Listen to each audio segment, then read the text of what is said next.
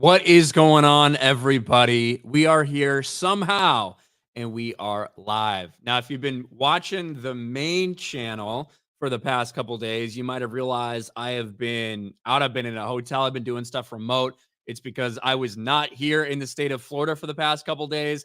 I just got back. When I say I just got back, I mean I literally just fucking got back. I flew in at around 1 o'clock, drove as fast as I could to my place, set up the stream, and here we are, and it's 2:06. So yeah, I just got back in the state, but I had to make sure that we didn't miss this. I set up my flights to make sure we could do the stream, and luckily everything went okay.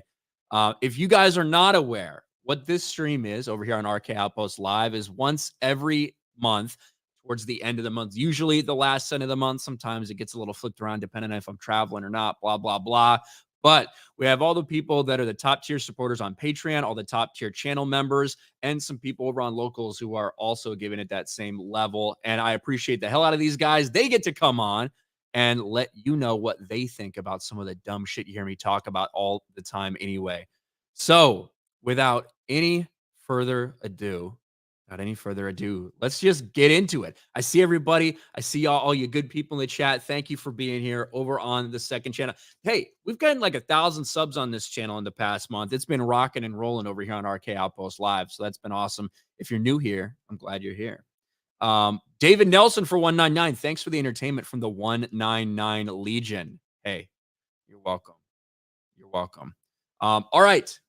Without any further ado, I lied before. Now I'm not gonna lie. Sarah Tana, what's up, Sarah? How are you doing?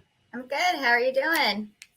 I'm doing good. And it's been a while. You have a new mic that you're not using today, but eventually you've got this whole new setup. You got a new Blue Yeti that you're gonna use. Yeah, I have a new microphone. I got a new desk. I got a new setup. It's coming along step by step. Nice. That's good. Well, thank you for being here. It's good to see you again. Didn't you had to like go to some fucking beach or something last time with family, right? Last stream? Last stream I was in Florida with my parents and my brother. I came in last minute. That's right. But the other stream, I just don't think I was ready. No, I think I was still sleeping. That happens to the best of us. I wish it was happening to me right now. But we also join in once again. We got Gabriel Knight. What's up, man? Not a lot. Just trying to avoid the heat and humidity and ready to clown on this Ahsoka show. Oh, yes. I'm sure a lot of people are. Good to have you back, man. We've got Patty, who's been a mainstay on this stream for over a year, maybe longer at this point. What's up, Patty? Oh, has it really been that long? It has to have been over that. But I don't know. I don't keep track. I'm not a big anniversary guy. Well, I gotta say, R.I.P. Crypt Daddy. Yeah, that's true. R.I.P. Crypt Daddy. He's a dude who, when you hear his story, his family didn't think he was gonna live past, a couple years old. So the fact that, he had as long of a life as he did and brought as much laughter and shit to people is awesome. So. He'd be calling us all gamer words if we felt bad that he was dead. So yes, but R.I.P. Crypt Daddy for sure. Good mention in there. We've also got Biggles Mets. What's up, Biggles? Hi, I'm so ready to talk about the show I will never watch and the movie I will never watch. Shout out to Ryan as the hype man. It's fun. That's right. Even when you don't give a fuck about what we're talking about, Biggles is still here with the merch, with the green screen, hyping it up. So thank you, buddy. Pleasure to be here. And Grand Master Chris, paying tribute to the only man who's ever died from a lightsaber wound through the chest, Qui-Gon Jinn. Greetings, exalted ones. It's great to be here. I'm here from my new home here in Knoxville, Tennessee. I finally got out of California. I'm ready to rock and roll. Talk about Ahsoka. Ahsoka these nuts all over Dave Jabroni here. Well, dude, congratulations on moving, first of all. That's awesome. And thank you for being here on the stream. Yeah, as soon as I got here, I'm like, damn, I forgot about all this humidity. I mean, more than in California, probably, that's for sure. But not as much as Florida. I can almost guarantee you that. Oh yeah, I've been to Florida. When one time I went to Disney World a few years ago, and it felt like I was on the surface of the sun. It was so hot. Yeah. Yes. It's been a rough summer here for sure. But also returning to the stream, the man who said he cannot feel his legs. I don't know why, but He only walked 27 miles, you pussy. Says the Americans with their damn air conditioning. You wussies, take the heat like men. It doesn't get hot where you live. Come to Arizona where it's 120. Tell me if you can handle the heat. Try Come on. Come on. 90. Try 90 here with like 98% humidity. Try 120 and then tell me that your humidity means something. 120 in the middle of the desert. No tell problem. me something. Your humidity means something in 120. Hold on. It actually gets up to 90 degrees where you live. I think the record is 108. Well, all-time record, I think. I think you're doing the fucking Celsius to Fahrenheit conversion wrong. I think the 36.6 degrees Celsius, I think is the record, or was it 38? On my way over here, I passed through Roswell, New Mexico, and it got up to like 111 degrees. Let's see. Point where pavement starts melting. Oh, Dude, yeah. I cooked an egg on the street one time. 36.4 is the highest, and the lowest is 31.2 minus. That's Celsius. So that's pretty abnormal, though, right? Oh yeah. But typically, a typical Danish summer when it's really hot, it's like 28 to 30 degrees. But it's not the heat as such. It's because we have the humidity in Denmark is always around the 95, 96, 97. Always. Well, I'm in Florida. I have no fucking sympathy. If I go to the Mediterranean and it's like 40 degrees, that's nothing, because it's dry. It's really dry down there, so it's easy to withstand. But over here, everything over 26, 27, plus the humidity, you're basically dying. It's like walking into a wall. All right. Yes, heat and humidity. We're all fucking old middle-aged men apparently who argue about what's worse, the heat or the humidity that'll kill you. Sleazy Society, what's up, man? How you doing? What's going on, man? Can we trade the Ahsoka series and Rachel Zegler and get Crypt Daddy back? Is that a possibility? I wish. I think Crypt Daddy's worth like more than. I think he's worth more than them. I think you need to offer something of value. Like that is the problem. Like, we can't offer anything in Hollywood then. Crypt Daddy would say, "Nah, I'm good where I am. You people suffer." But yes, R.I.P. to the man, Crypt Daddy. Let me take a look and just say hi to some of the people in chat. I see Blabs is here. What's up, Blabs? I see Joe Carver, the Fox Wolf, Ding Dong Long, Nerdy Neo, John, long last name, Anthony Shaddix, English Batchers, Mud Valve, Scott McKenzie, Rabid One. Let's see who else. Edgar R, Blue Eyed Scorpio. Got everybody hanging out up in here. So good to see everybody. And yes, that is the kind of the big thing we've had, at least in the nerd world, was the release of Ahsoka, the highly anticipated release of Ahsoka, which I'm going to be interested to see what the numbers actually are in terms of how many people watched opening weekend compared to some of the things we've seen for Obi-Wan or Mandalorian or whatever. But overall, I didn't think it would be any good. I was a little surprised at just how fucking boring it was. To me, it felt like Dave Filoni just thought people were going to be either in tears or like in joy or screaming between every line of dialogue. So he made sure to put about 5-10 second pause between every line of dialogue for these characters to look into each other's dead eyes and say. But I'm not somebody who had high hopes for it. I don't know how everybody here on the panel feels about it. Sarah Tano, with a last name like Tano, I imagine you have some. You're a fan of Ahsoka. Yeah. How'd you feel about it if you saw it? I did see it. I saw it last Tuesday when it premiered, and then I just watched it again this morning. I was not excited for the series. I did not have high hopes for it because I'm someone who I love Ahsoka, obviously, as you can tell.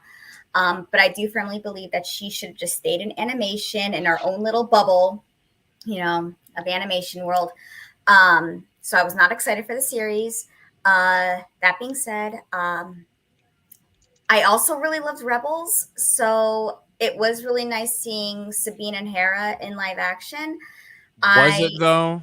I Because I thought they- Hera was dog shit. I think Sabine is kind of like her character because Sabine's character is a dumb bitch in Rebels. So like I think she did an okay job, but I don't think Hera felt like Hera at all. Counterpoint, See, that's Ryan. the thing. Like, I thought Hera felt exactly like Hera. Hera was thick. No, like, I was so like, I was very questionable about Mary Elizabeth Winstead's casting as Hera. I didn't think she could pull it off, but I could close my eyes and I can see her as Hera, and that was Hera. She might not look like Hera, but her mannerisms and everything are like Hera. With Sabine, I agree that actress, she is Sabine, but Rosario Dawson is not Ahsoka. I kept saying, like, throughout like the entire second episode, I'm like, Ahsoka, why are you being such a bitch? Because that's not Ahsoka, and it just didn't work for me. And again, like, also like with like the opening credits where they said like, oh, they found a map to Grand Emerald Throne, and I'm just like, oh fuck, here we go again.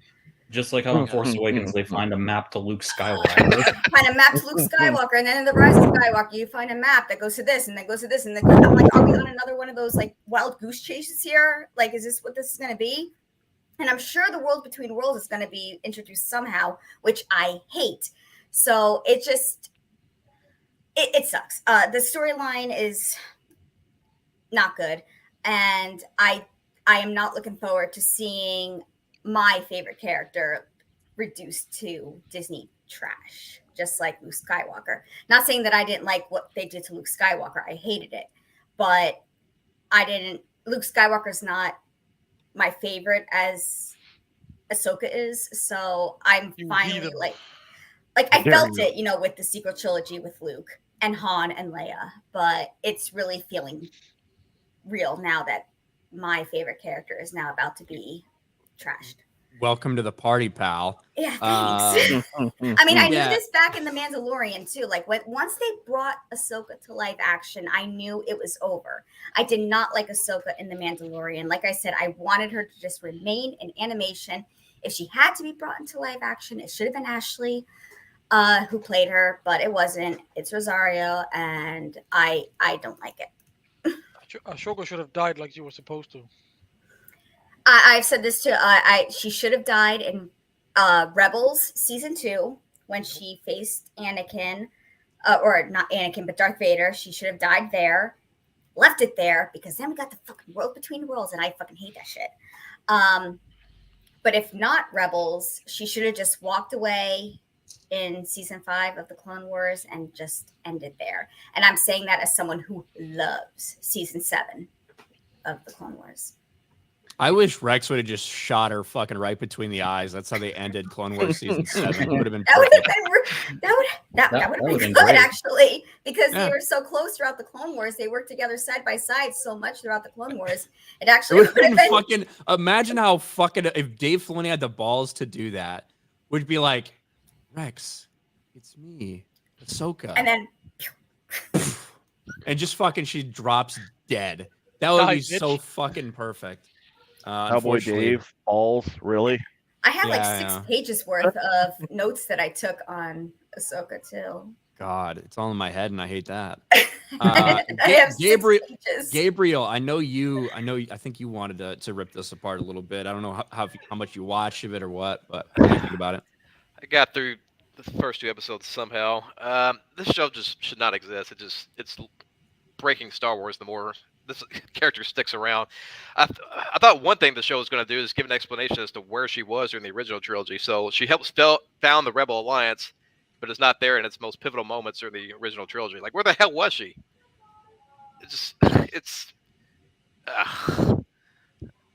Yeah, I think I've been saying that the entire time, right? You need some explanation of what she was up to during the OT, right?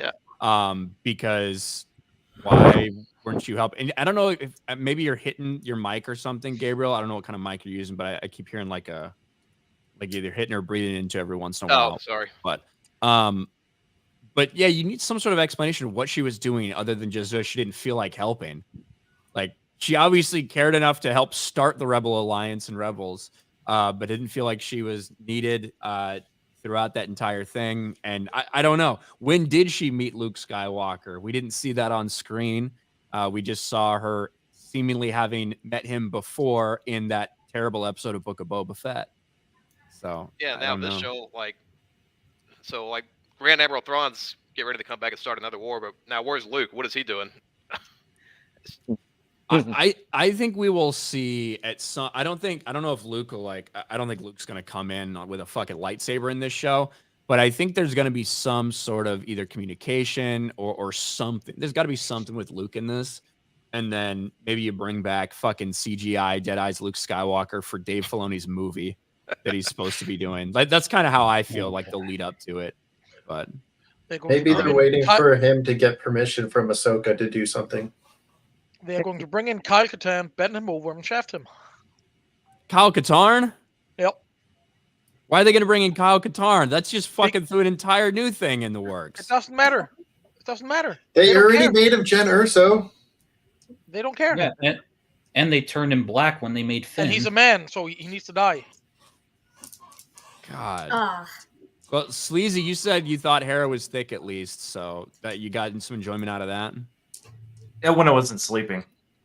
See, I would argue that Hera is thicker in Rebels than she is in this. There's one shot that you have when Mary Elizabeth Winstead is she's sitting on like a perfectly like positioned seat where it kind of looks like she's got a nice ass. But like I would argue Rebels Hera is way thicker than Mary Elizabeth Winstead, to be honest. If I'm giving it some credit. Is that the scene where they rip off Top Gun? So I saw that on Twitter where it looked like the scene from Sabine. Top Gun. That's Sabine, where you get an ass shot of Sabine. I don't know. I'm not going to watch this stupid shit. Yeah, overall, and I want to read this super chat because I think it encapsulates a lot of what I felt too. Ahsoka, pointless dialogue, flat characters, stupid plot line. Dave Filoni saving Star Wars? No. The only possible savior of Star Wars is Jon Favreau after he admits Mando Season 3 was taken over by KK or her story group of idiots. I agree with a lot of that until the last sentence. They're doing what they want to do with Mandalorian. There's really not that big of a difference between Mandalorian Season 3 and Mandalorian Season 2, other than the cameos, instead of being Luke Skywalker and Ahsoka, were Lizzo and Jack Black.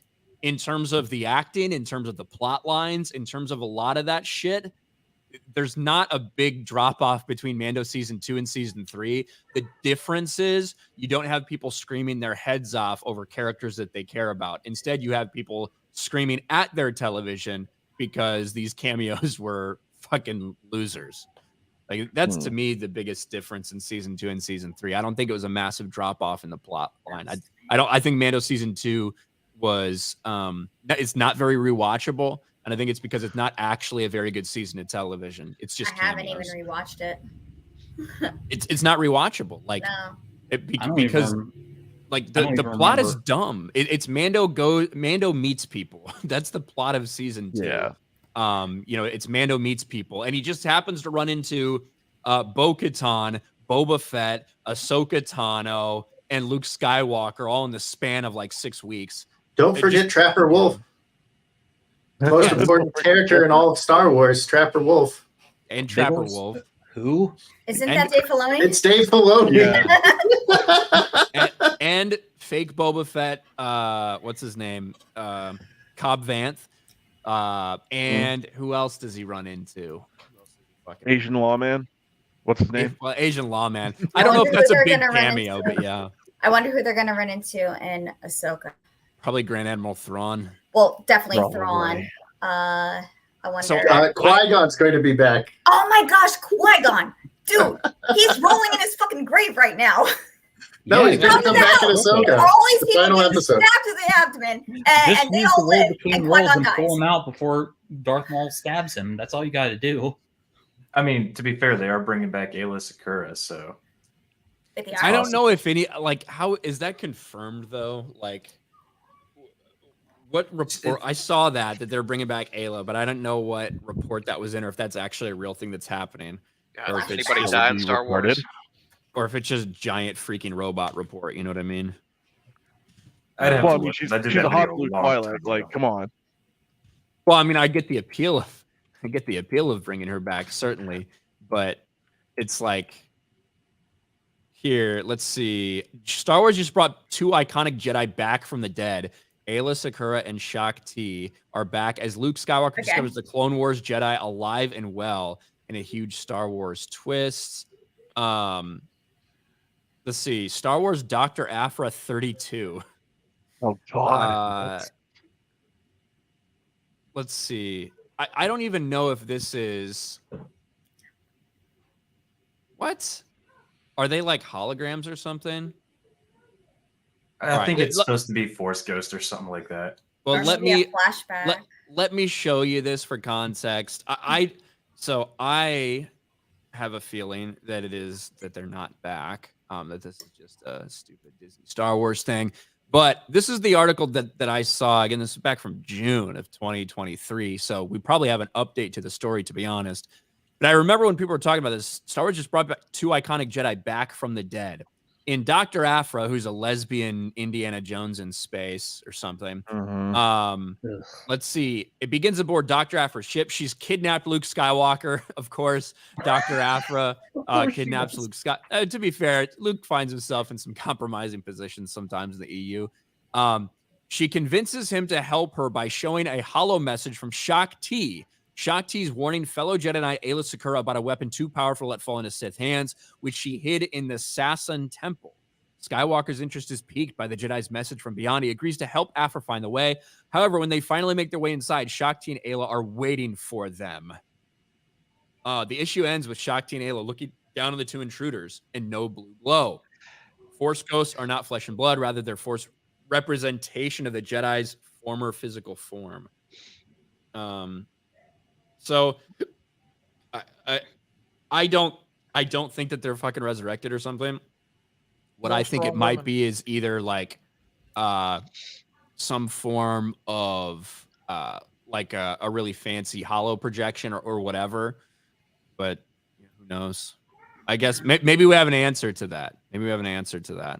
But I'll look for a little bit. But I mean, Shak Ti, we saw her die like 3 different times in Star Wars canon. That's a little bit of a messy situation.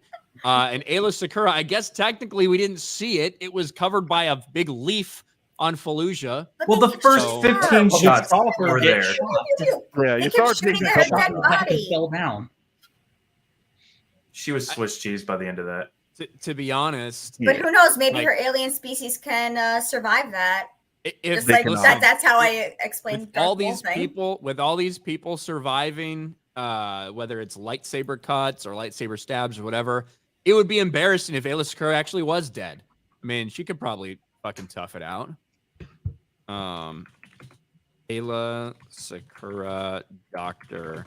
Aphra, because they should have had another episode after. Stab. Well, you're going to survive. Grandmaster Chris, did you watch it at all, man? What do you feel about Ahsoka? I did not watch Ahsoka because I just don't have any interest. I find Ahsoka and the Clone Wars series to be highly overrated. I mean, when I first watched it, I thought it was fine, but I feel like because things have gotten so bad, a lot of people want to like prop up the Clone Wars as if it's some great bit of Star Wars history, but in reality, it just isn't. And I've never liked Ahsoka. So I watched this show and I hear that line in the trailer, Thrawn, heir to the Empire, and I know exactly what they're going to do. Dude, they're going to once again take Luke's story and give it to someone else. First they gave it to Rey, and now they're going to give it to Ahsoka. So I hate that. Especially when you're taking one of the best EU stories in all of Star Wars, Heir to the Empire, and you're bastardizing it by making it Rebel Season 5, where instead of Luke, Han, and Leia, it's Ahsoka, Sabine, and Hera, a bunch of characters who a lot of normies, they don't know who that they are. They don't know. So, anyway, that's my 2 cents on Ahsoka. But that's not important. Important is that they're women. That's it. because we all know That's how they promoted it, which pisses me off. And this is what we've learned through 70 years of science fiction, is that woman lead science fiction is always making a lot of money. Oh wait, no, it's the other way around. This is not going to make any money. Rebel Moon is not going to make any money. Female-led science fiction does not make money. It just doesn't. There are a few here. Money? There are a few here and there, make money, right? Things like Alien. But that is because she wasn't written like a fucking man. She was weak in her own way, but she was also strong in her own way. Take Rebel Moon. That's just a poorly woman. written She's females. Poorly written females. Yeah, poorly written females don't make money. I always say it's like, is Ripley a fucking joke to you? But it's been a public secret of Hollywood for decades that female-led, whether it is superhero movies, science fiction, or fantasy, with a few exceptions, will not make money. Because these are male IPs, and they will always be male IPs, and it will never change. No matter how much they try to promote it. It doesn't change. The irony of Disney buying this brand because it was a male-oriented brand to offset their female-oriented brand, and now they're trying to make it a female-oriented brand. Yeah, and that works so well for Marvel, didn't it? I'm looking through. I'm looking through that fucking next comic book to try to find, like, what the fuck this is meaning for them. Hey Ryan, you mind if I say something? Have you guys ever seen that headline where it says like Ahsoka is a great tale of sisterhood in the midst of a fading patriarchy? Like, it's so cringe, and of course it was Forbes. So, like, my God. Yeah, probably written by Scott Mendelson. Yeah, he doesn't write for Forbes anymore. Cutie's favorite. I think it was Peter Travers used to write for Rolling Stone. And yes, so all right, I fucking finally confirmed. Had to go somewhere else to find it, but yeah, there were hollow projections. So Shakti is not back. Ayla Secura is not back. They were advanced hollow projections that are meant to be guardians of that temple. So they're kind of like that Jedi Master from Fallen Order, who was like guarding the temple. Thank you, Green Hair. I don't know. What did she say? You agree with Sarah Thomas' thoughts on that headline? What'd you say? I just groaned really loudly. Oh. Yes, because I mentioned that there was a headline about like sisterhood in the midst of a fading patriarchy is what Ahsoka is, according to Somewhat. I love Star Wars since I was like 7 or 8 years old, and I loved what it was and everything, and then just to see it just turn into this, it's just makes me laugh.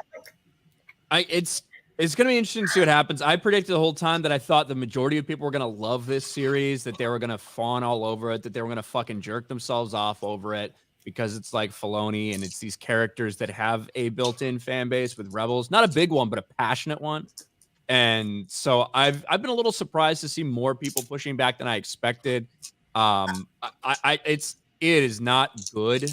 I didn't expect it to be this slow and monotonous and boring, but considering what we've seen from Dave Filoni so far with his episodes in The Mandalorian, I guess it kind of makes sense.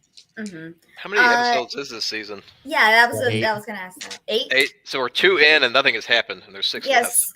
Yes. I'm part of a Star Wars group on Facebook, and they 2012 called. They've been really liking it so far. That's where I was doing all my fan castings on Facebook groups on Facebook in 2013. Fan castings for Grand Admiral Thrawn and Mara Jade. Yeah, I haven't. When we thought they were going to be done right in that group in about a year, but hey, yeah, they seem Ryan, to like if it you've got 2012 on the phone, tell George not to sell. Fine. I mean, 4.3 billion. That's a lot of money. I can't say no to that. Oh, is Tim here? Why didn't you guys tell me Tim was here? I didn't see him back here. Open airlock policy. Tim, open airlock policy. How long you been here? He just messaged a second ago. Okay. You guys were deep into it, didn't want to cut in, you know. I was trying to prove that Ayla Secura was not back from the dead, although it wouldn't be the craziest thing for Disney Star Wars to do. What's up, man? How you been? Oh, just busy with personal stuff, you know, work. My son got his DD-214 Friday, so he's out of the military, back home permanently. Already has a job tomorrow. Why? Because he's a hard worker like his father. But you guys saw the headline this morning, right? I don't know if you've talked about this yet. And we've been talking about this a year and a half. Ahsoka is now the lead of the entire Disney Star Wars universe. Did you guys see that? Yeah, so that's from Paul Tassi. I'm planning to talk about that on my stream later. And like my thing is, I don't disagree with it. Now I disagree. It's correct. Yes. Yeah, I disagree that should have been the way they went with it, but I don't disagree with it because it's what I've been saying about Filoni for forever. He wants to make this character the centerpiece of Star Wars. That's he's always so what he's afraid. wanted to do. Even in the Clone Wars, he was just so afraid to kill her off. He's so afraid to do anything with her, to take a risk with her. They dressed her up as Gandalf in the white robe with the staffs, all that stuff. Like that's ambitious as you can get. And then retconned it without the white this time. Yeah. In the live action, they did her in gray still because I guess she hasn't completed that transition yet. Oh, jeez. Yeah. I wish every writer had that, you know, that option to fix what they done. Oh, we weren't ready for that yet. Let's just retcon it out. You know, that's not how storytelling works, guys. You don't get to mess up and then go back and fix it. Filoni's really bad with it, and I think I think that I think he gets a little bit of a pass because of the things that George has done in the past, like with as quick as George will be to change his own movies, whether it be special editions or things like that or whatever. I think people are like, well, I mean, if George didn't care about it, then why should we hold Filoni to any standard? So I think that's an excuse that gets thrown out a lot. Yeah, that's exactly it. By the way, I just want to say it's nice to finally be on a live stream with Tim from Open Airlock Policy, where I'm not at work. Yeah, that's awesome, Chris. Long-time member of my channel. Thanks for being there every single week. Absolutely, love man. You definitely deserve a lot more subscribers than you currently have. We'll get there. We'll get there. It's a slow burn.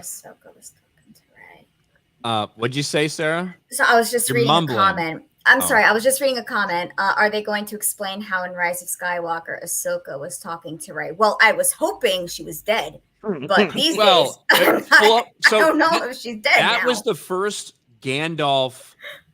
Well, other than like just the way she looked at the end of Rebels, that was the first like straight up Gandalf connection that I remember Filoni making. Was a couple days after Rise of Skywalker, when people recognized that Ahsoka's voice was at the end there with all these other dead Jedi. He put out this little picture of Gandalf talking to Ahsoka, and Gandalf's like, you know, don't worry. At one point in time, people thought I was dead too. Like, it is just this. He did that. He's done that for so many years. It's this disgusting, fucking vile, like association of his dumb fucking character with one of the most iconic characters in the history of fiction. And again, he can't do it by himself, so he's forced to try to associate his characters with things like that. The same way that he tries to weave Ahsoka's entire story to be so important with Anakin's when it never was that important. It's all in an effort to make this character more important. Yeah, he got the duel, you know, eased in there in Rebels with Vader. You had to have that because Luke, right, dueled his father, so Ahsoka had to. She's going to become the centerpiece of all. Her voice was in Rey's, you know, during the duel with Palpatine, where she heard all the Jedi voices. He's trying to make her the new centerpiece, like you said, because they're reshaping the entire franchise. They don't even need to remake the original trilogy, like everyone's been saying. All they have to do is make you think that, wait, in the background, this was going on during this time, and Ahsoka was really the one in charge. They're doing it in the comics. They're doing it in these TV shows. They're doing it everywhere, guys. Don't fall for it. But Tim, Filoni's going to save Star Wars. He's the savior of Star Wars. I think if you look at the media this last week, they're like panning Ahsoka. And I'm a little bit surprised by that. Not just the fans, but the media outlets, because I think they I guess you could call it, got spoiled with Andor. Like, oh, look, it's this adult show. And then Ahsoka comes out and it's not that. And now they're mad that they're not getting more of that. So a lot of the outlets, the big names, are out there just really criticizing the hell out of Ahsoka. And again, a bit of a surprise, but maybe it is what it is. Maybe the female shield is failing. Good. Yes. I think another part of it too is that they decided to do this continuation story from Rebels. And it's not like Rebels is watched by a shit ton of people. It's just not. It was no, watched we were by a small little bubble. Yeah, it was on fucking Disney XD. Yeah. Right, the amount of people that had Disney XD and then the amount of people that actually watched Rebels on is pretty small. Yeah, it also did and gain a like following after it went on streaming. More people got to see it once Disney Plus, came out and did all this shit. More people watched it and, got familiar with the characters. But for the vast majority of people do not know who these characters are. So then you get a series that goes for 2 episodes and you still don't really know who these characters are or like how they've interacted. Like for people that are just coming into it blind, how the fuck are you supposed to have any idea what's going on? That's why I wanted this to just be an animated series. Keep it in the bubble. Those who want to watch it will watch it. Like, because animated Star Wars didn't really gain, that many, followers. I mean, not until like recently, I guess. But back in the day, it was just us, and now it's everywhere, and I don't like it. I don't mind if you want to do it, but you have it. There has to be a way. You have to have the sense that the people that are tuning in might not be familiar with it. So I'm not saying that you have to explain everything that happened in Rebels, but you need to do something in order to show why you should care about Thrawn, why you should care about you know what I mean? Like there needs to be a little bit of a pull. And so far in 2 episodes, which they've had a lot of time and basically nothing has happened. They could have done it in some way. And on FNT, Az had an interesting idea that they should have done like a 10 or 15 minute live action version, almost like a summary of Rebels. So you could see those characters in those roles and a little bit of a plot synopsis of important things that happen. See Kanan's sacrifice, see Ezra, see Ezra's beginning, see Ezra, making the decision, him and the fucking Purgles, do what they did to Thrawn, something that would have got people bought into seeing these representations of the characters, seeing them interact, and now how things have changed with the way that they interact. And now that you say that, they did that with Rebels. Before the first episode, they had these little short animated, they had one just with Kanan and Hera. They had one for Sabine and one so they did have those little shorts, but going into Rebels. So now that you say that, I think that would have been a great idea. But honestly, if you think about it, if you actually showed a lot of people who aren't familiar with Rebels clips from the show in order to help you understand what's going on, I think a lot of people would care even less because they would look at Grand Admiral Thrawn and be like, why should I be afraid of this guy? He got beaten by a tentacle monster. Mm-hmm. Yeah, that is one of the mistakes. Be like, why are we supposed to be so intimidated by this dude again? We got some super chats, so let me catch up with these. Blue-Eyed Scorpio for 199. Did they change Boba Fett actor? No. I don't know what you're talking about. But I mean, they went from Jeremy Bullock to Tamora Morrison, and that's about it. Well, yeah, but in the past, in the Disney era, I don't think it's happened. Hostile Bogey inbound for 5. They will definitely introduce Mara Jade. Her story dovetails with the message. Oh, don't worry. They'll introduce Mara Jade, and she'll be a lesbian lover with Ahsoka. Yeah, she will be a strong, powerful black female. And that's how Rey was born.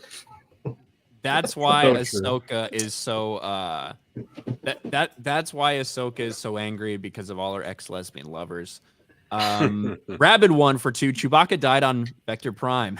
Spoiler. Thank you. And that was one of the most epic deaths in all of Star Wars. He literally got crushed by a moon, and instead of showing fear, he was like, "Come at me, bro!" and roars triumphantly because as he gets incinerated. Awesome. Let's see. Mike Hill for 5. What's the point of Order 66 if they just keep discovering Jedi are still alive? There is no point to it. I think you can justify that even before Disney stuff. It's like, okay, Like, maybe we should stop having these Jedi that survive Order 66. Like, one or two kind of lessens everything. It kind of lessens the idea that, Luke and Leia are these only like hopes for the galaxy and they're being kept by the only other two Jedi. All this shit. It really lessens that impact if you just continue to add 1, 2, 3, 4, 5 random people that survived Order 66. Well, see, we misunderstand Order 66. Order 66 wasn't to kill all the Jedi. It was to kill only 66 Jedi. That's been my joke every month, and you stole it from me. Boo you, man. That's all I ever say. And you steal the one thing I say every stream. I hate you. Kick him from the stream, right? No, I'm just kidding. Stealing my joke. Stealing my joke. All right. Blood Scorpio sent me a screenshot on Twitter to explain his I think you fucking didn't. Liar. Where the fuck is he? Am I not following you on Twitter or something, Blood Scorpio? Or did you like tag me in it? Oh. What? There's no way. This is probably just another bullshit, guys. There's so many bullshit clickbait articles, but this is what Blue-Eyed Scorpio showed me. Star Wars shakeup. Temuera Morrison's been replaced as Boba Fett. It is probably it is probably some bullshit where it's like they haven't announced a season 2 in production. Like that's probably what this article is. So I'm gonna go fan-sided and look it up here, and we'll see. Fan-sided. He's not diverse enough. Boba Fett replaced. He got too in shape. They wanted him fat. Star Wars. He's gonna be in Ahsoka, right? He's gonna be Rex. Rex is coming. Probably. I think they said that he was gonna be Rex. All right. Hey, Rex. I kind of want to click on wardrobe malfunctions, but Star Wars shakeup. Temuera Morrison's been replaced. Canonical face. He reprised his role in a surprising turn of events. Temuera Morrison recently revealed he wasn't asked to return for a 3rd season. Now it seems Disney's moving on from the actor's tapped a Hollywood A-lister to take over the role in a new project. We've all known about Daddy Pedro Pascal's Din Djarin. All right, now everything about this article is now doesn't matter. John Hamm is set up to step into Beskar armor and take a new role in a new Disney project that it has up its sleeve. What? And now it shifts to an article from Inside the Magic, which is also bullshit. Boba Fett likely appearing in a new Star Wars prequel. Star Wars Outlaws, the first ever open world game in which he might be voiced probably by John Hamm. This is bullshit. Let's just call it the fucking article's bullshit. Did they say the first open world Star Wars game? I mean, they're lying about that or wrong about that too. I was just thinking, what? What have I been playing the past 12 years? God, it's so stupid. Well, see, here's the thing. That's old canon. They're talking about new canon, which nobody's just going to care about. Anyway, let me catch up on some more of these. Garfield's Bizarre Adventure for 10. Yo, Ryan and chat. If you're playing the odds in Vegas, what would you say the chances are someone will get stabbed in the stomach by a lightsaber and survive at least once more in Ahsoka? 0. I don't think they're going to do it again. I think they got their one out of the way. But you never know. You never know. Dom H, what's up, Dom? Hey guys, for $20. Hey guys, do you think they'll try to redo the original Star Wars movies? I personally think they will. I've always thought. I think it'll be a while down the road, but this is the same company that is remaking every single one of their successful animated movies, right? I don't think they're gonna have any qualms about doing it. I think they'll wait till George is dead, and shit like that. Not necessarily out of respect, but just so they don't get a bunch of fan backlash. But they're gonna do it. I 100% think that's and like I said, they don't need to do it right away because they're just creating all this other stuff that reframes what happened in those movies. But yeah, eventually it's a cash cow. Why wouldn't they? Wait for everything to simmer down after his death, and then that'll be the next big thing to promote. I'm saying if it does happen 2032 or later, George is going to live to be 100 years old. or they have it already filmed, already made, and they drop it on the day George dies. Oh, they wouldn't be able to keep that secret. I don't know. They've been able to release. keep the George Lucas cut of Rise of Skywalker under wraps for all this time, so maybe they can keep that secret, Tim. You never know. Oh yeah, where's that George Lucas cut of Rise of Skywalker? Can we get the North Koreans to hack that shit so we can get it out? If the Indians can land on the moon, we can hack that. Darth Racer for 5. Watch Prism's What If Rise of Skywalker was great. He did episodes 7 and 8 as well. His AI-generated stories are what the sequel trilogy should have been. 10 out of 10. I think I've seen What If Force Awakens was great. I don't know if I've seen the Rise of Skywalker one, but I'll try to check it out. Which, by the way, did you guys see the clip on Flashcast where they ask an AI Jesus if Miles Morales is Miles Morales, and Jesus says yes? Yeah, that was wild. Yeah. That was Praise the Lord. You know, Miles Morales goes by Spin now, right? They call him Spin now because every iteration of him, Peter Parker's alive again. So they can't call him Spider-Man, so he's going by Spin. They Spin now? His name is Spin. Yep. Miles Morales is Spin. Oh, Lord. Marvel, you're dead. You're dead. You're dead. Kid Arachnid was so cool compared to Spin for his name. But yep, his name is Spin now. I blame our parents and grandparents that let women go out and have jobs. That's the root cause of all of it. That's true. That certainly explains why we're getting a show like Ahsoka. Because somebody let Dave Filoni go out and get a job. But yeah, we'll see. It's been weird watching it because there's been some people that I expected to shill a little harder for it that haven't. Like in terms of the media, it's not to say they're. I think the idea that they're slamming on it, I wouldn't say that's the case, but I think some people are like poking at it and being like, yeah, this just kind of doesn't seem like anything exciting or anything revolutionary, and they're just kind of giving it meh reviews, which I was not expecting. That I was expecting a little bit more. Yeah, they're subtly suggesting they want Filoni removed and somebody else creating the bulk of the shows, you know, and I think we all know who that may be. Maybe Tony Gilroy, because everyone, all these new fans seem to like, and or even some people on our side seem to like it and stuff. So I think that's a subtle suggestion from the big outlets, like, hey, let's not do as much Filoni here. It's kid stuff. I think that like Andor is competent. Like I think it's competently done. I don't like the story, you know. No. Like I don't like the existence of Andor. I don't like, but I think in terms of the way that it's made, the dialogue, the writing, I think it's competent, as opposed to virtually everything else we've seen from Star Wars. Yeah, it's a show that you want to turn on your streaming service, and there's like a drama with, you know, some violence and an ongoing. That's what it is, and people are like, wow, this could be set in something else and I could watch it. I think that's why most people liked it, not necessarily because it's Star Wars. Because if you'll remember, Gilroy said, hey, writers, directors, forget the Star Wars part of it. Forget everything you thought you knew. Let's not have as many aliens. So he was just making a show, like a drama with some action and violence in it. And I think that's why so many people have signed on. Yeah. And you want real Star Wars? I'll show you real Star Wars. Oh, look at that. Right there. Wait, is that the first time Patty's ever been on camera? No, well, on stream, yes. On my stream, maybe. Oh, that's the shit awesome. Right there. I actually thought he was a hamburger. Oh, that's how I watched my Star Wars as a kid. Was on those VHSs.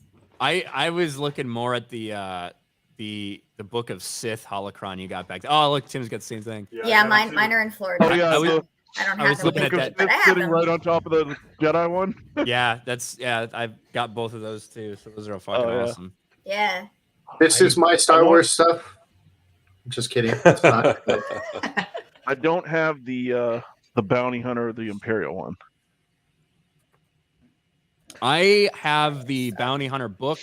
I don't know if it came in a special case, but I do have the Bounty Hunter book, and I have the Imperial Handbook somewhere. But I don't know if they came out with the special cases like they did for the others, because those are expensive, man. Fucking like $100 from Barnes & Noble or some shit when those first came out.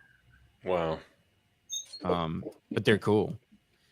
Let's see. I see people asking us to take shirts off in the chat. I might start an OnlyFans. You'll have to wait for that, guys.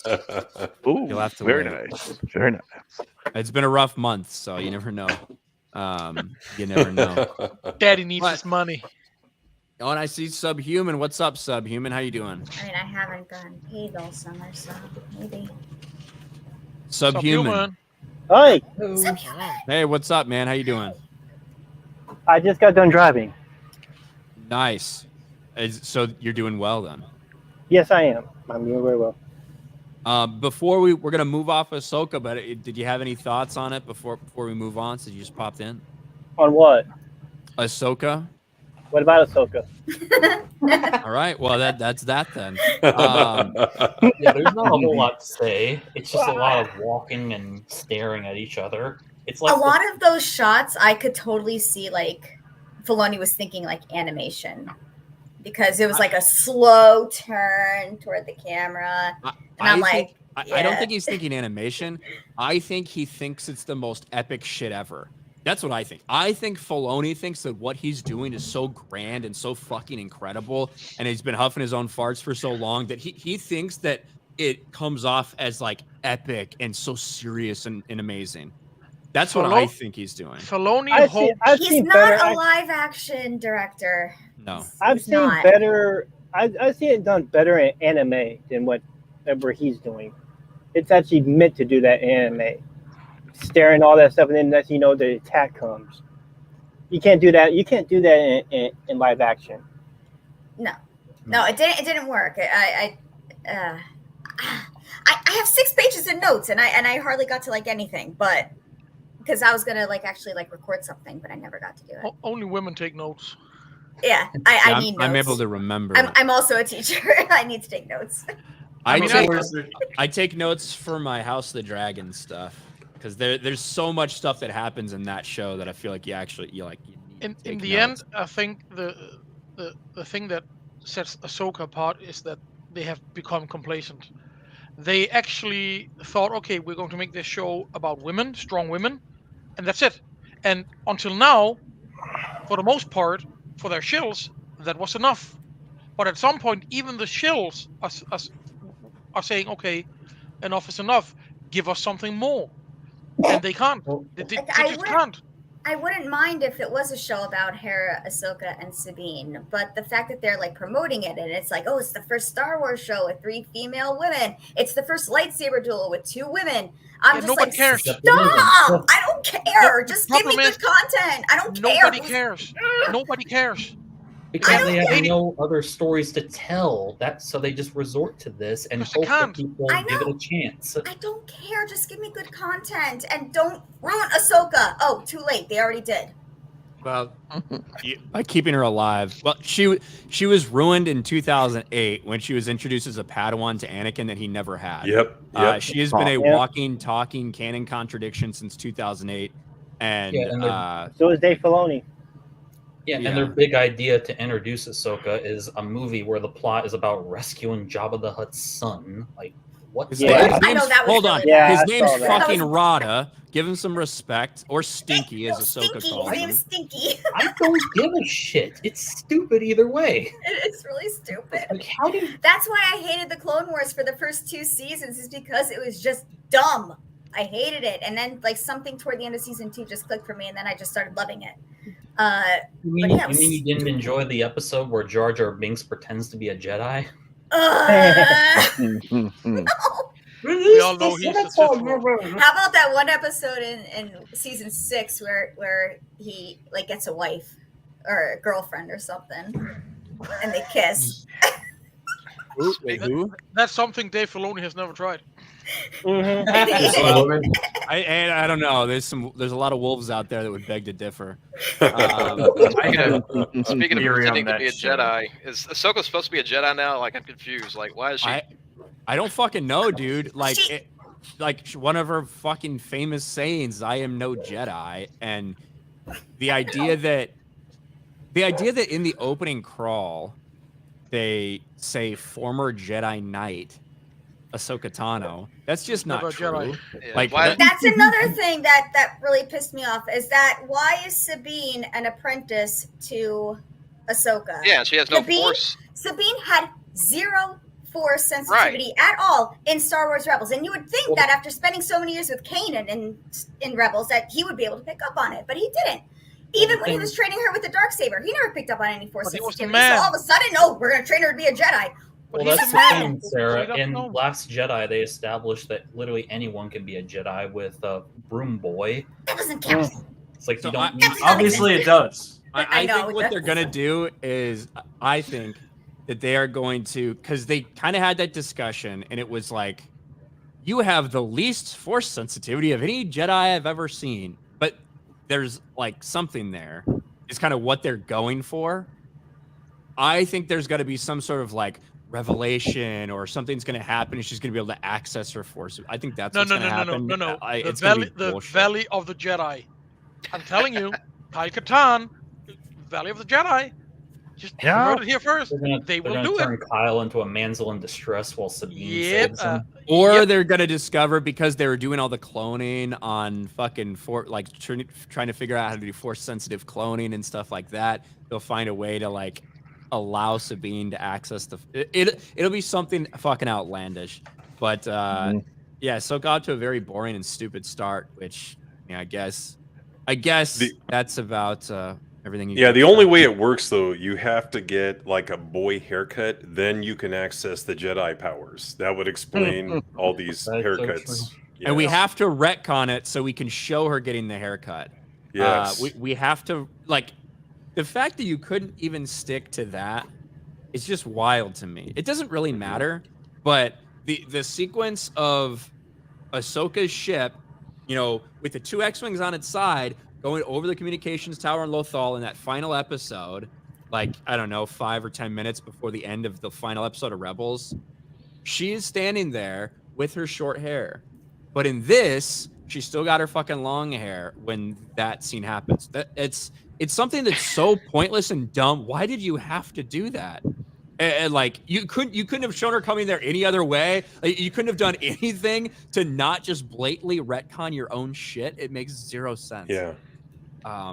That's because Filoni is the kind of writer who always thinks in the moment. It's like, what's cool for this moment, and completely ignores the long-running ramifications of introducing something like time travel or setting the precedent that you can get stabbed and somehow survive.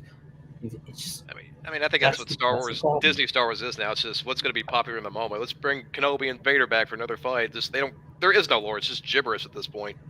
Yeah, let's have Ahsoka fight Anakin on Mustafar. That will get everyone excited. Filoni wouldn't know cool if he was freezing. Well, speaking of that, this will be the last thing in Ahsoka. Then I want to real quickly talk about Blue Beetle's just failure and DC's failure in general. But DC failing? Tell me something new. The Inquisitor, the mysterious Marak, or whatever his name is. Who do you guys think that is? Because this is, I definitely think it's going to be a reveal of a character that Filoni's expecting people to go like, oh my gosh, to. Trapper Wolf. Like all the other characters. It would be great if Dave Filoni was under there. It's probably going to be Ezra, but I swear to God, if it's Galen Merrick, I'm going to be so pissed off. Just so pissed off, because you know exactly what Filoni would be thinking. He's going to be like, oh my God, everyone's going to be so excited to see Anakin's Padawan fight against Vader's apprentice. Isn't that going to be so cool? But yeah, no, it's just going to be dumb. God, it's Star Killer. Mike Legs Taco says Sarah Palin. Like that. That would be surprising. I don't know if everyone would be too excited. So in my mind, I think it's either Ezra or a clone of Ezra, or Starkiller, or he's gonna bring back Reva, or maybe a clone of Maul. Oh God! It's going to be Tim. What? I just walked back into a clone of Maul. What? Sorry. Yeah. So we were guessing who the Inquisitor is, the mysterious Inquisitor. Barasafi. Wait, but is it a male or a female? It looks male, but that doesn't really matter. I guess it doesn't matter. Star Wars. Yeah, because remember Taskmaster from Black Widow? Oh yeah. It could be Ezra or it could be Barasafi.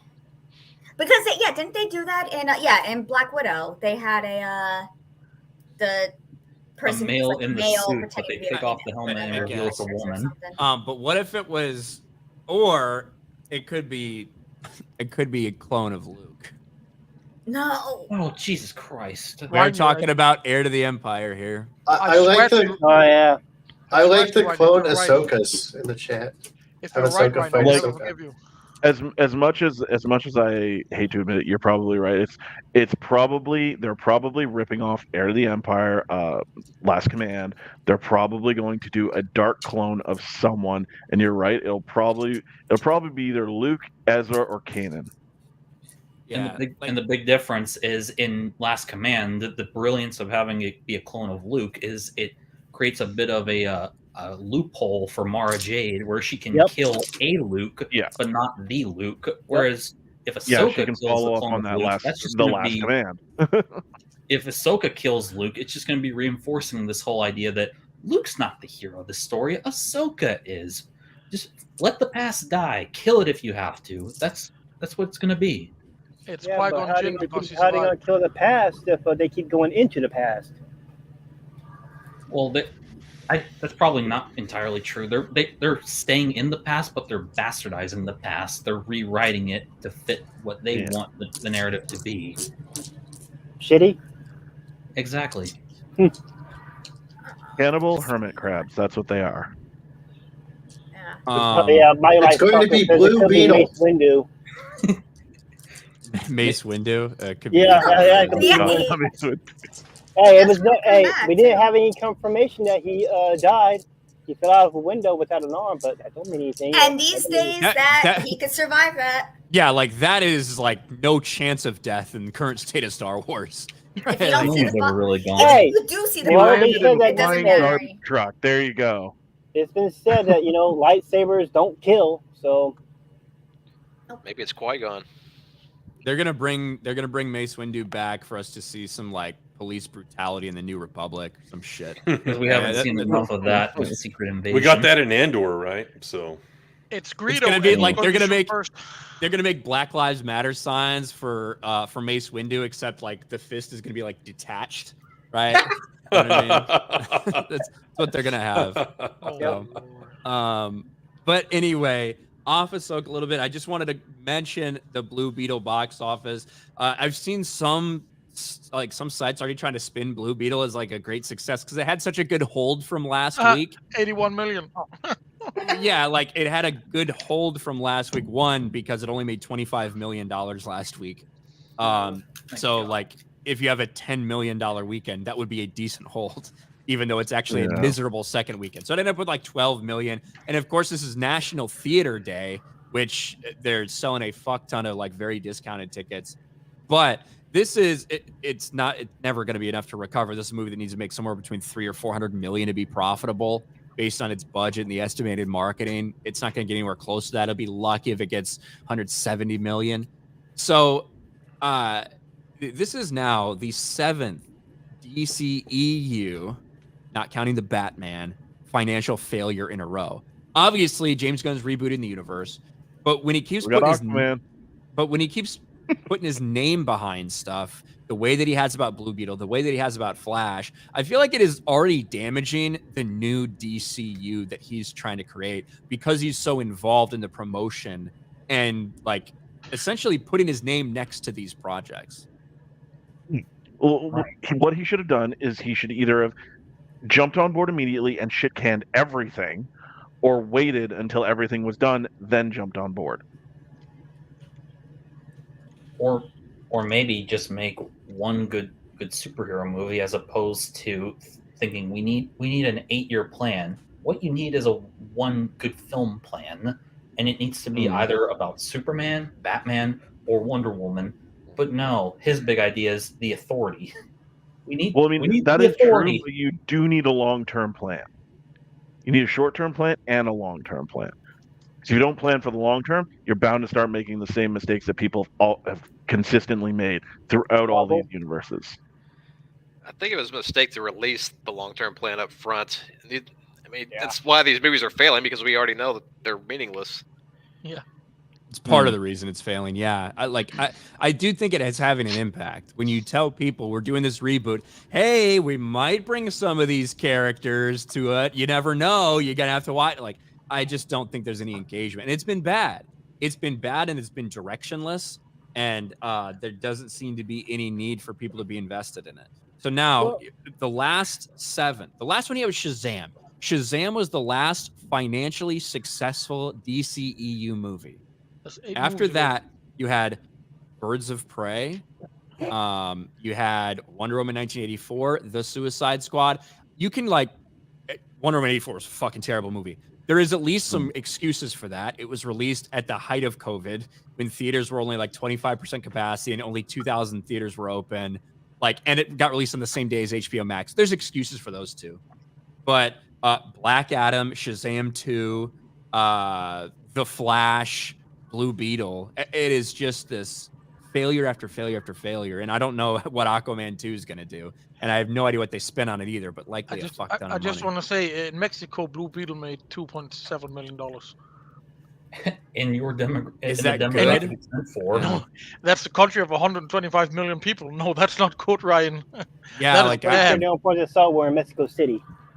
Brazil, 2.2 million. Colombia, $350,000.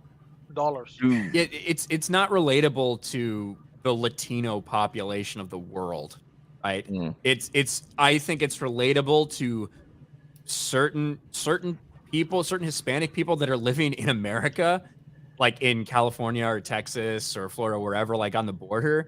But I don't know I don't know how relatable it is to Hispanic people in general. It just doesn't seem to be that. Yeah. $600,000 in Spain.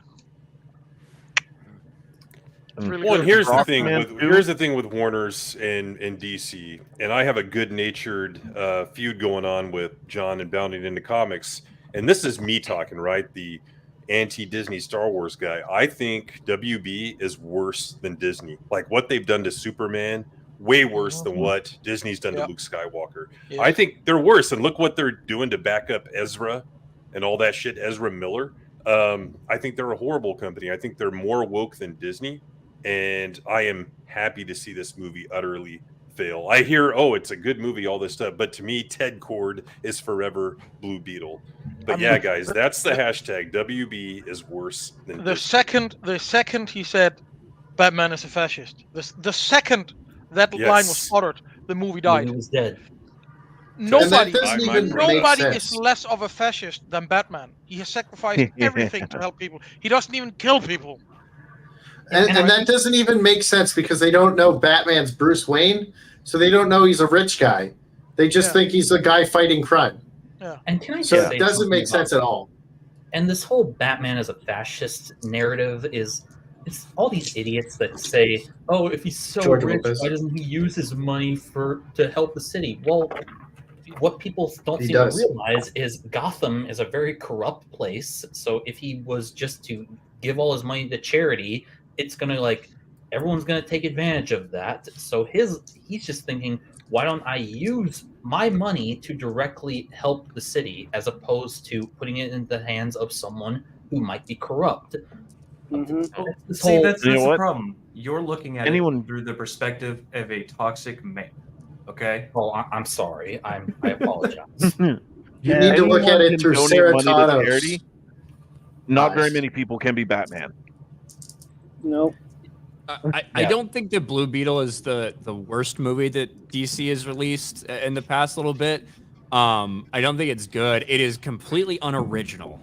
It is it is like a fucking paint by numbers superhero origin story that we've seen a million times before. But on top of it all, it's layered with identity politics very, very heavily.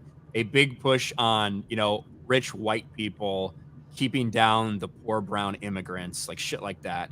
And also, I think its biggest I think the biggest reason why it's not going to be able to do that much money is because they have made it so centrally focused on the culture that they're going for, whether it's references, things like that, that I just don't think it's very relatable to anyone other than those people. And that's not to say you can't. Yeah, and that's not to say you can't incorporate. You certainly can.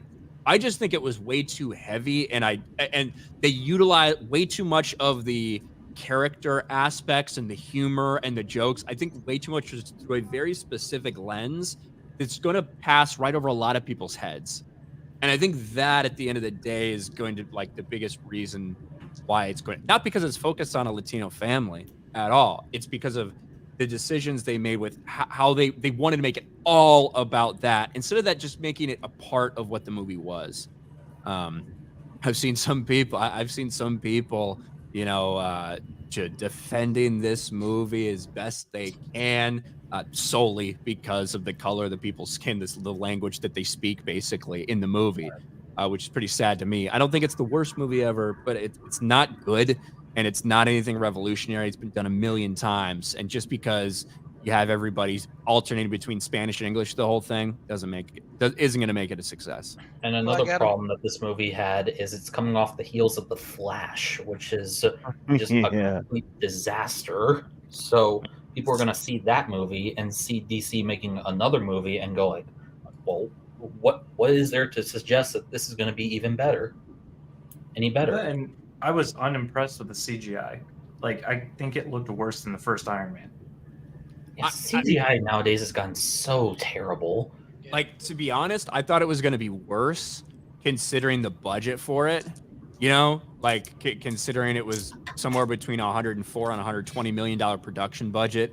I was expecting the CGI to be like CW levels of bad. I didn't think it was that bad. It wasn't impressive or anything, but it was like there were parts of The Flash that looked worse than Blue Beetle, and that movie had twice the budget or more. You guys are all missing the point, though.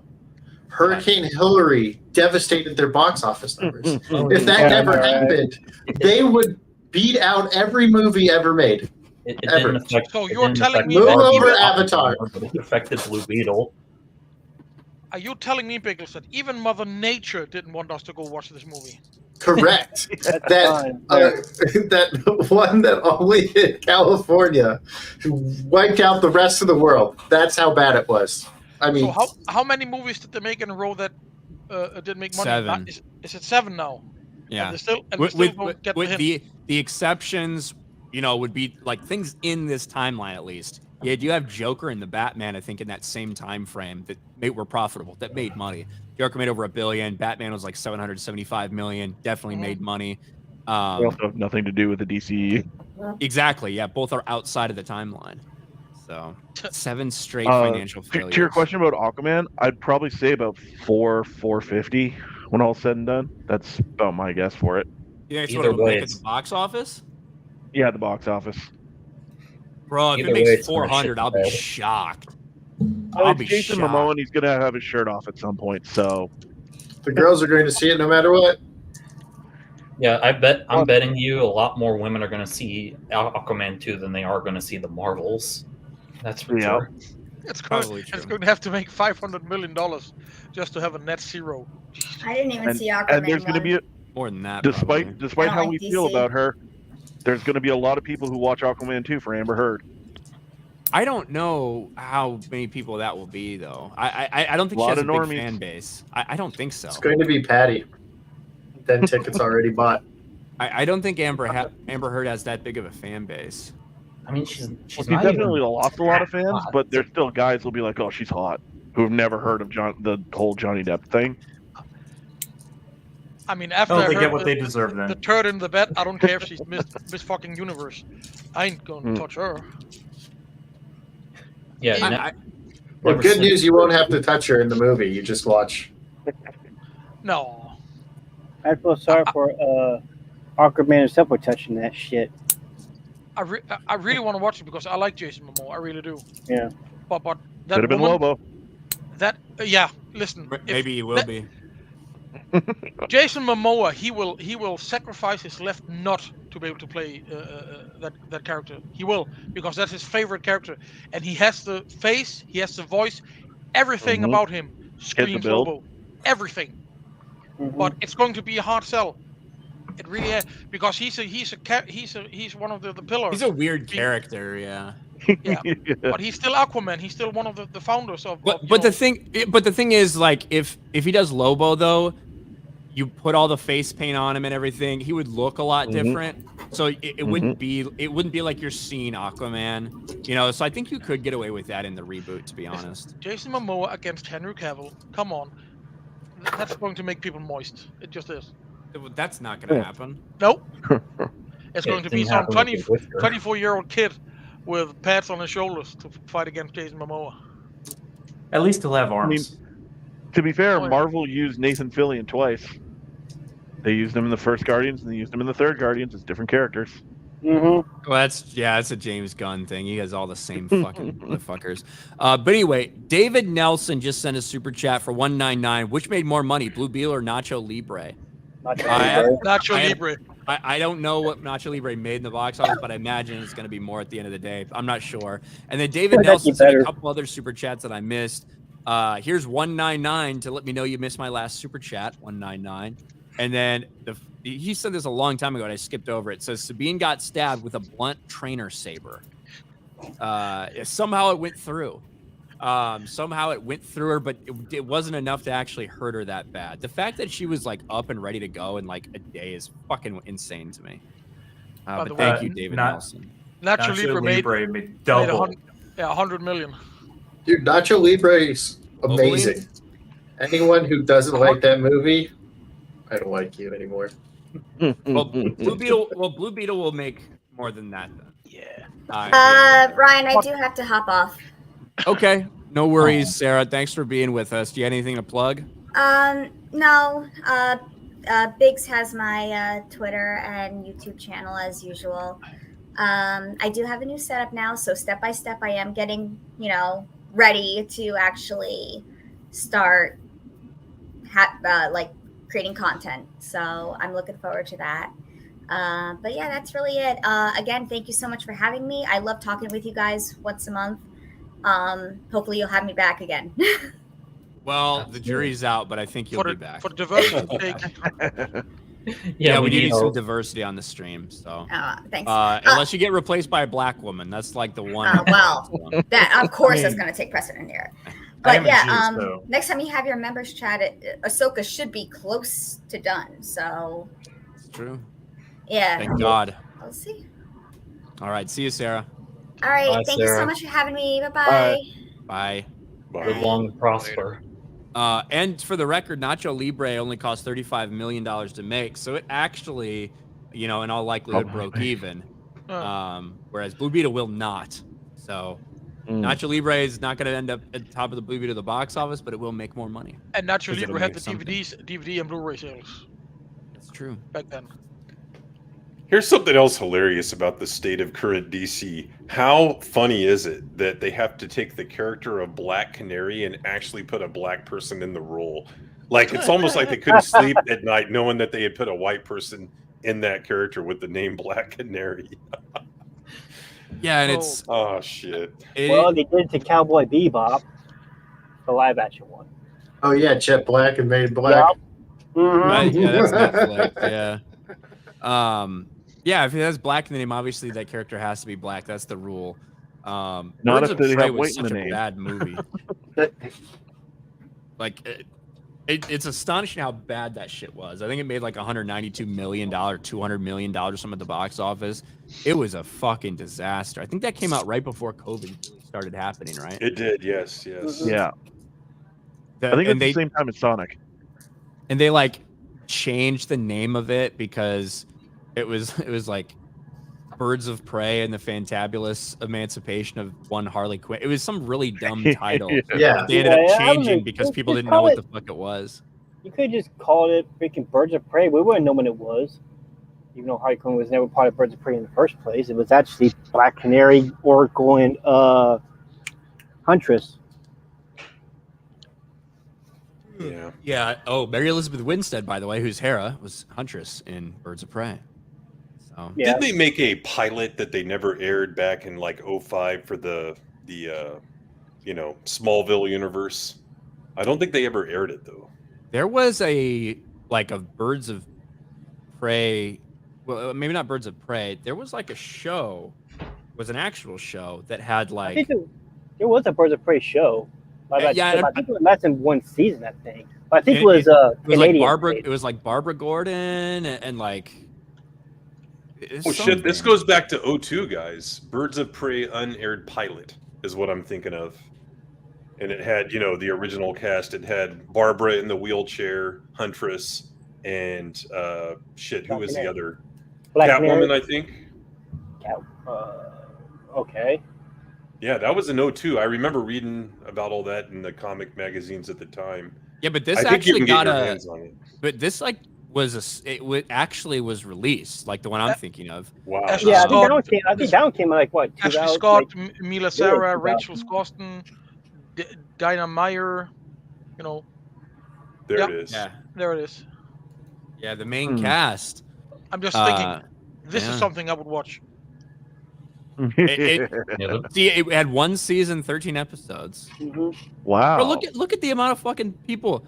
It garnered ratings of 7 or series debut 7.6 million viewers.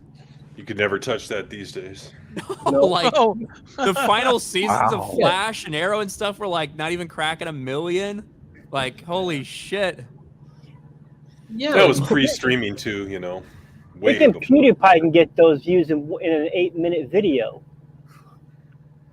Well, those are very different things, but yeah. Yeah, I know.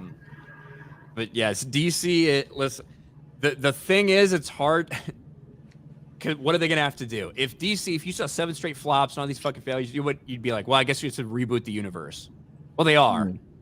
You know what I mean? But in what form will that take? It's gonna take a while for people to know. And I feel like James Gunn, because he is involved with marketing and pushing this stuff, it's just going to continue to look bad for him until he shows people that his universe is something worth paying attention to. And that's going to be, 1, that's a doubt, and 2, that's a long way away. I'm going to kind of say what Chris Gore said a while back on Midnight's Edge. He said that the comic book the superhero genre is pretty much dead. I mean, that trend lasted, 10 years? And usually trends do last that long. So I kind of agree with Chris Gore on this, saying that the superhero genre is dead now. All they're just doing is I don't know what the hell they're doing now. Well, until Eric July makes I Saw Him the movie, maybe it will start back up again. Yeah. Eric already said he's not interested in shit like that. I know. But, wait, go ahead. Sorry. Yeah, he needs the right people to ask him. If the people with the right attitude and the right idea ask him, and he would be the guy who said, that's fine, but I retain total and 100% control.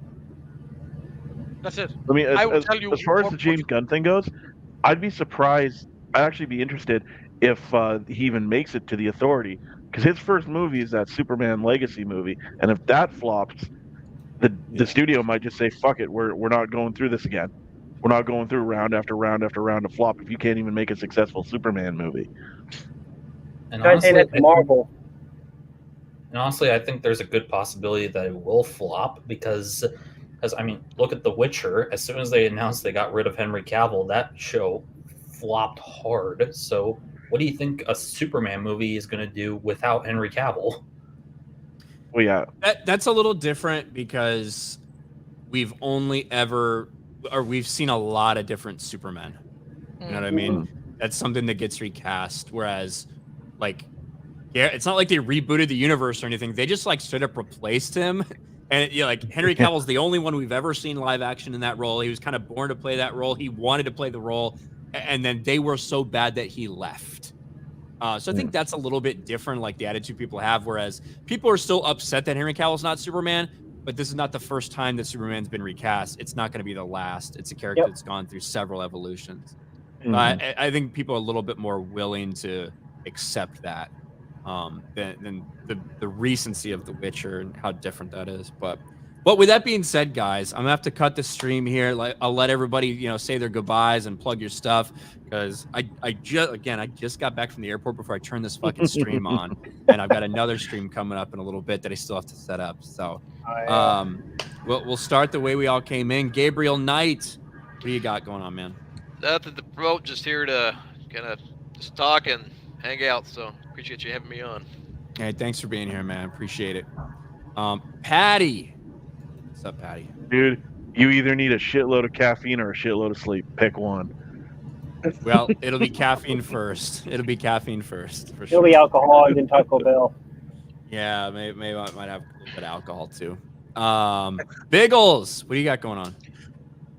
I will be live on Lethal's card channel in about 4.5 hours, where I carry that show because I've been collecting cards longer than they've been alive. Except maybe Mr. Insanity. I think he's closer to my age. And then I just do random shit all the time on my YouTube, which I will post here. Yep. There you go. I got nothing else. Thank you, Biggles. Grandmaster Chris. I don't really have a whole lot going on. I'm still like trying to adjust to my new place here in Knoxville. I'm going to be starting up my new job in September. And aside from that, I don't really have a whole lot going on. I, once again, really enjoyed being on the stream. Got to be on the stream with two of the best YouTubers on the platform, Ryan Kinel and Tim from Open Airlock Policy. So, I thought you were talking about me. My bad. Oh, you too, of course. Everyone's great here. So, been a lot of fun. And one more thing. I just want to ask Tim, what did you think of the Strange New Worlds musical episode? I didn't watch 1 second of it. I can only imagine. Neither did I. Star Trek is even better than Star Wars. Just terrible. But anyway, just thank you for having me on. It's been awesome, and I'll be in the chat for any future streams. Hell yeah. Sounds good, buddy. There you go. Don't stab anybody with that, or there might be inconvenience for a couple hours. Don't worry, they'll survive. Just put them in the back to tank. Mr. J, we got. Not much. Going to bed in a couple of hours, maybe in, I don't know, an hour. Getting like 12 hours of sleep. I'm just my body's just done. This weekend has just been outside, sun, fresh air, more outside. I'm probably even more tired than you are right now. That says a lot. That says a lot. So, yeah, nothing to plug. I'll probably be back in a month. Maybe I'm going to annoy you on a couple of streams during the month. No. And sounds like a plan. And I'm getting a gift ready for you. I know you asked me. Asked me what size. So yes, I'm sir. Interested to see what I'm going to get one size bigger because American sizes and European sizes often differ. So Okay. So and I know you are going to like water. It. I know. I will bet you anything in the world you will love what I'm going to send you. Okay, I'll hold you to it. Is it a picture of Brie Larson's feet, like a shirt with it? Yeah, and some lube and tissue. Perfect. What about a picture? What about a picture like that of just Brie Larson's cleavage, but on a shirt? But then when I wear it, it looks like I have Brie Larson's cleavage. It'd be weird. Well, there's not much down there, so that'd be perfect. You Americans are weird. You're weird. You Americans are weird. Oh, Sleazy. What do you got going on, man? What do you got to promote? My channel, Sleazy Society, where I just at this point rage about journos and make fun of them because they're all weird as hell. That and I've been playing Baldur's Gate and Armored Core. Those have been actually fantastic games, surprisingly. Did you hear a lot of people raving about both of those? So yep, I've been playing Baldur's Gate since the early access started like 3 years ago. It's fucking awesome. Yeah, I've yet to play Baldur's Gate. I've been too busy playing Battlefield 1. I really love that game. There you go. Well, thank you. Go check out Sleazy.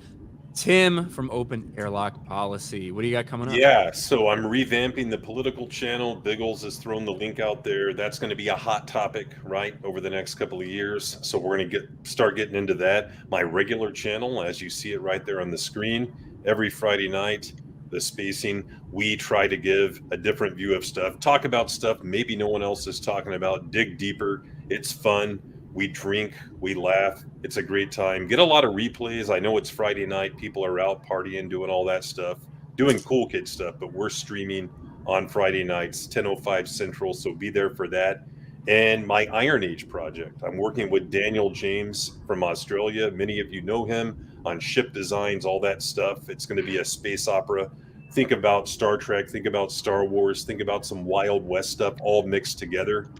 Idea I've had for 26 years. It's coming. I already have a name for it. I already have the logo. So #Iron Age. Thanks for doing these, Ryan. There you go, man. That's fucking awesome. A lot of good stuff coming up for you. And last but not least, Subhuman. Nothing much to plug. My YouTube channel is actually kind of taking a turn. I'm working so much, so I ain't got time to do anything. But I do have a Twitter. You can follow me there. And RIP to everybody we've lost this week. Crypt, Bray Wyatt, and all them. Yes, RIP. Oh yeah, when I saw the news that Bray Wyatt died, I was in shock. Like, what? Because he's been gone off TV for like months now, and then the news just popped up they died at 36. Heart attack. And this was right after Crypt Daddy died, and Terry Funk, and then Bob Barker, and then can't remember her name, but she played the voice of Harley Quinn on the original Batman main series. She died yesterday also. That's true, yeah. R.I.P. to all those people that are gone. But speaking of being gone, we're about to be gone. But we will be back next month with the same group of people. Thanks to everybody for joining me on the panel. Please go support these people and whatever their endeavors are, whatever they're doing. And we'll be back. And I will be streaming in 1 hour and 54 minutes from now, hopefully, if I'm not late. But we'll see how that goes. One more super chat from Football Frequency for 5. Ryan, would you act again? I emailed G&G. I'm in Daytona, and you might like this comedy I'm working on. I'm in the EV Discord, but this may not be EV. I don't know what the EV Discord is. I don't know. I'm not an actor. I did a favor Epicverse. the Epicverse Discord. I did a favor for Josiah and the Epicverse stuff. I've never acted before in my life. I would not consider myself an actor, but I guess let me know what it is. Maybe there's something we can do. But I have no intentions of acting, but you never know what might come up, I guess. But with that being said, thank you, appreciate it, and we'll talk to you guys later. Bye.